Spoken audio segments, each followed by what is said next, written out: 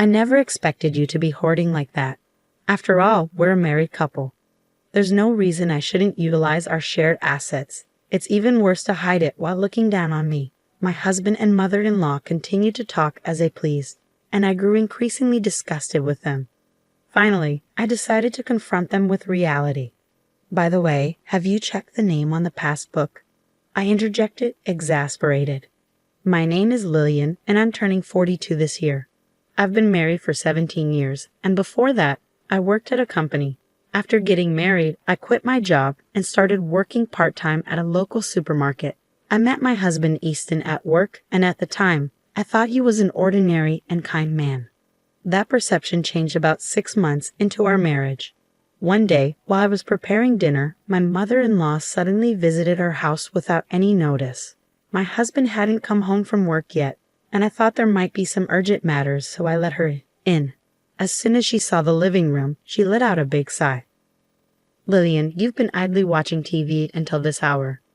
My son Easton is still working hard, sweating at his job. Don't you feel sorry?" she scolded. Yes, I did have the TV on, but until a moment ago, I had been preparing dinner in the kitchen. You might say I'm lazing around, but I finished my housework in the morning and I've just returned from shopping after my part-time job. I replied, irritated but trying to maintain composure.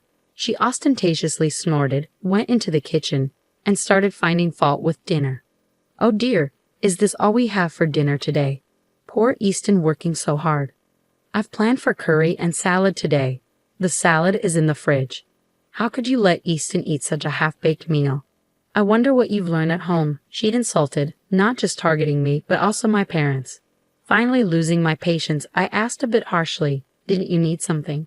My mother-in-law opened her eyes wide in fox innocence. "Oh my, don't get so mad just because I looked at dinner." "What do you need then?" I retorted, exasperated. "It's not what do you need. Don't you think you should offer something to your mother-in-law who was kindly visited?" "Excuse me, you're such an inconsiderate person," she chastised, settling heavily on the sofa to watch TV. I served her tea, but she complained about everything, including the taste, saying it was cheap. Back then, I was young and avoiding arguments with my husband's mother, wondering if I should be considerate to her. However, taking advantage of the fact that neither my husband nor I said anything, my mother-in-law began to frequently visit our home, constantly complaining about my cleanliness, laziness, and lack of discipline. After being criticized at every turn, I was truly at my wit's end and decided to consult my husband about his mother. "Hey, could you ask your mom to reduce the number of times she comes to our house?" I pleaded. "Why is it that much of a bother when Mom comes over? You've seen it, haven't you? No matter how much I work on the house or cooking, your mom keeps complaining about me," I explained. "Well, that's because Mom wants you, Lillian, to work harder, so she gets tough. I'm doing my best, but as she comes over without notice.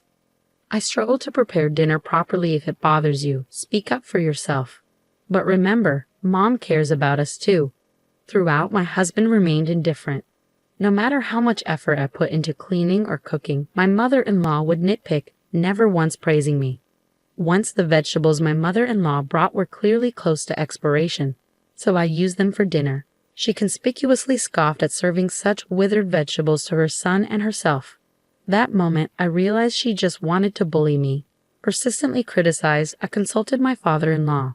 When I explained the difficulty of preparing meals for my mother-in-law and the problem of her frequent unannounced visits, he seemed unaware and politely apologized. "I thought she was going out to dinner with friends. I didn't realize she was bothering you, Lillian. I'm sorry," he said. "It's not something for you to apologize for. I've been giving her money for meals, assuming she was dining out, but she hasn't been taking it," I replied. "Unfortunately, no. I'm really sorry." My father-in-law apologized repeatedly. He promised to speak sternly to my mother-in-law, and I thought that would be enough. But then I received a phone call filled with scathing remarks from my mother-in-law. "Hello, you're really uncouth, tattling to my husband like that. I've been going out of my way to check on you, and I didn't expect you to repay my kindness with such ingratitude." "That's not true. I'm not repaying kindness with ingratitude. You should be the one apologizing. It's audacious to claim you're inconvenienced. I'm educating you in areas where your upbringing was lacking. You should be grateful, my mother-in-law asserted. I understand what you're saying, but it is inconvenient when you show up without notice. Shouldn't a mother need to make an appointment to visit her own son's house? My parents wouldn't do that, I countered. How brazen you are as a daughter-in-law. You should adapt to the rules of your husband's family, no matter what, she retorted, growing increasingly heated until she was yelling so loud I couldn't understand her. And then she hung up. I suspected she called during my father-in-law's absence, so I hesitated to consult him again, fearing more of the same. Despite a slight decrease in frequency, my mother-in-law persisted in visiting our home. My husband, finding solace in complaining about work to her and receiving her sympathy, showed no signs of persuading her to stop the visits anytime soon. Witnessing his attitude, my mother-in-law became even more cheerful, and they both began to blame me. Lillian, you don't show enough respect to Mom, my husband chimed in. That's right, Easton, tell her more. I'm only getting a small allowance even though I'm the one earning the money, my mother-in-law complained. They continued to eat the meals I prepared while complaining about them, chatting and laughing in the living room I had just cleaned.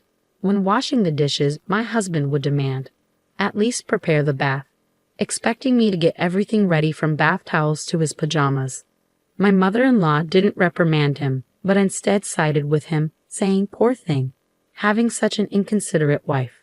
I consulted with my father-in-law again, receiving yet another profuse apology. But I was exhausted with the fact that my mother-in-law's actions remained unchanged. Days passed in the same manner until one day, I noticed that a necklace handed down to me by my own mother was missing.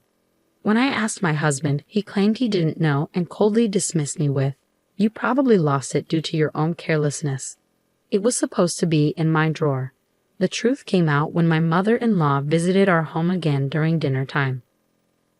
Mother-in-law, that necklace," I started, but she interrupted me. "Oh dear, it's quite disgraceful to desire something someone else is wearing," she retorted, wearing the very necklace I had lost. It had a unique, unusual design with a peculiar ornament, unmistakable to me.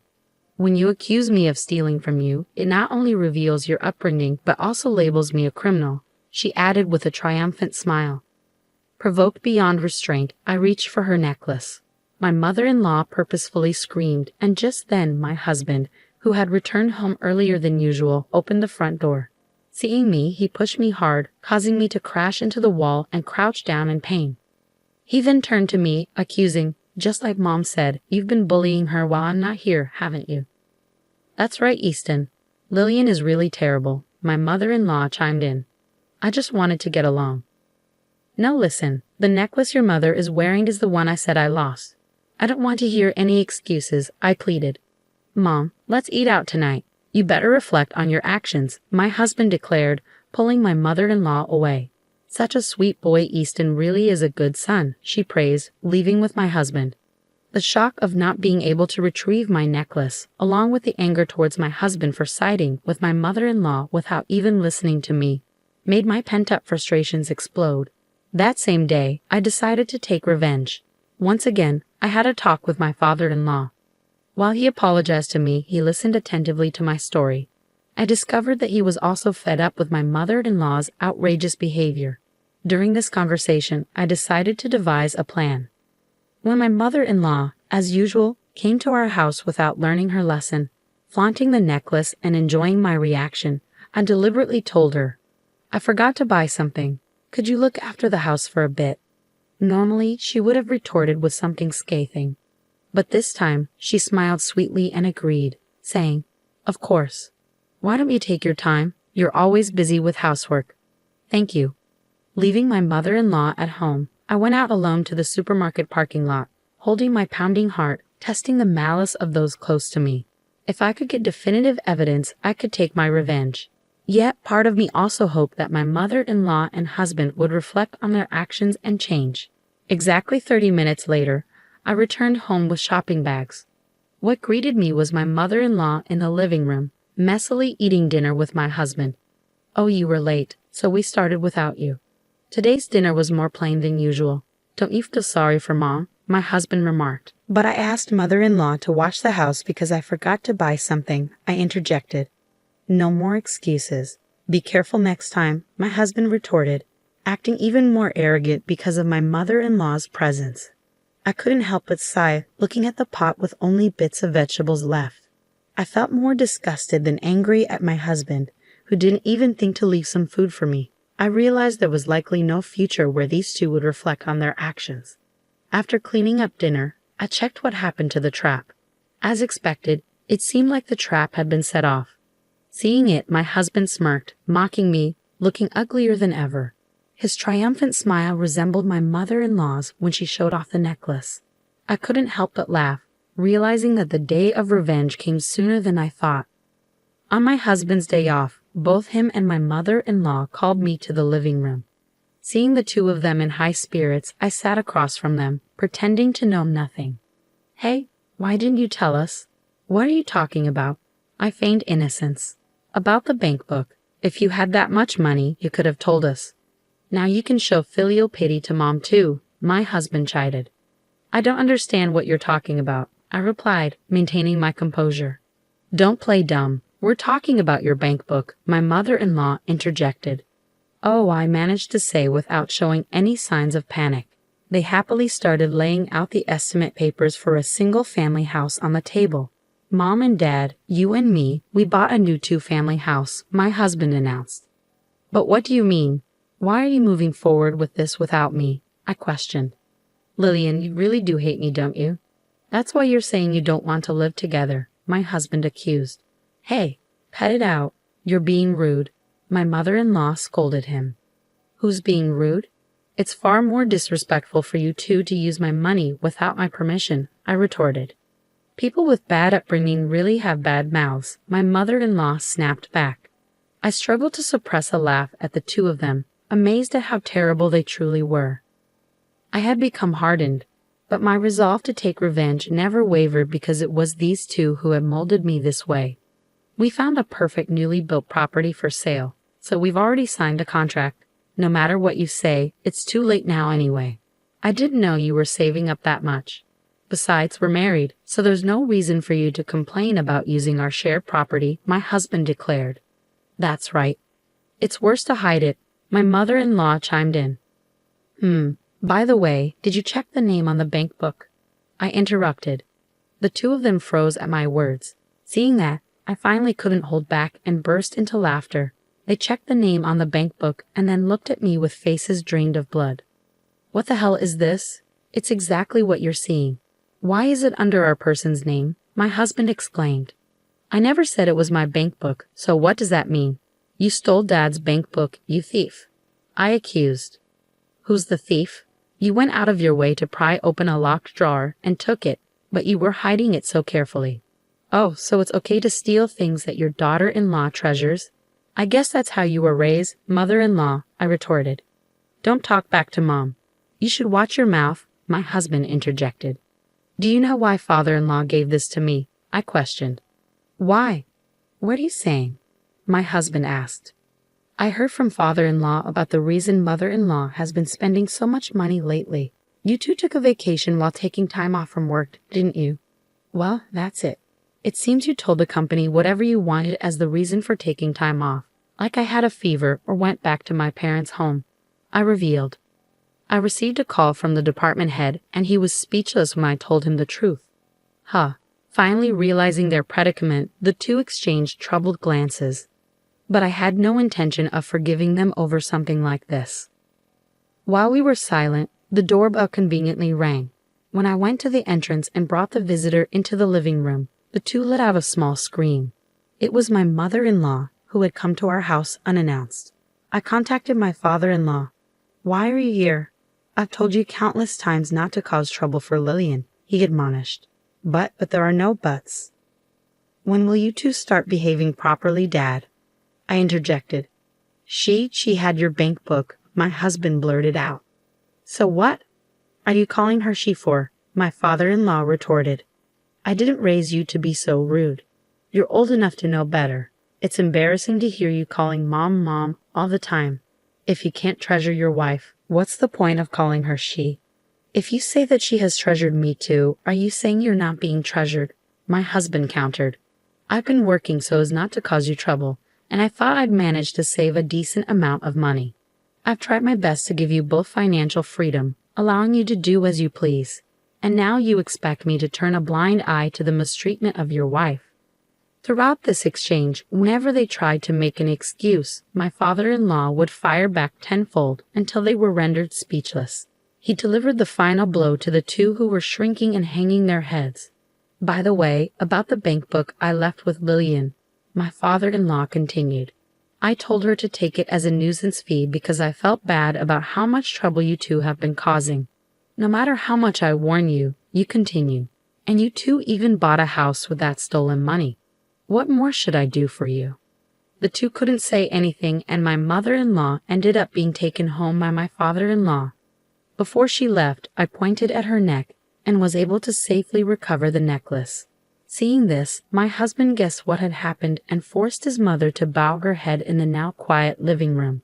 I handed the divorce papers to my husband, who was completely deflated. "Why? What do you mean? Why?" he stammered. "After all this, you still think we can stay married, but you're only mad at Mom." "Of course I'm disgusted with you too." "No, I won't divorce," he protested. "Then shall we go to court?" "We'd have to expose everything you've done to the court and your company, though," I countered. "Oh yes, we've got it all on camera. You two breaking open the lock and taking the bank book clearly shows you two desperately breaking the lock," my father-in-law added. "No, you're lying. It's amazing how you can call others thieves after doing such a thing." "I wonder what kind of upbringing you had," my husband exclaimed. "All of that will be made public, and you'll probably have to cover the $300K you used of your father-in-law's money, my compensation, and the court fees." "What are you going to do?" I asked calmly. "Why can you say such cruel things? You still don't get it. Should we have your father lecture again?" My husband replied. I accepted the divorce papers from my dejected husband and finally became a free woman. As for the $300K I received from my father-in-law, I decided to accept it again as a nuisance and consolation fee for my ex-husband and ex-mother-in-law. Under my father-in-law's supervision, the two of them had to work tirelessly to repay him a total of 60 million yen. Later, I received an email from my ex-husband to a free email address, seemingly asking for reconciliation, but I ignored and deleted it. Thanks to being free from my source of stress, my health has improved, and I'm spending my time freely with the money I received from my father-in-law.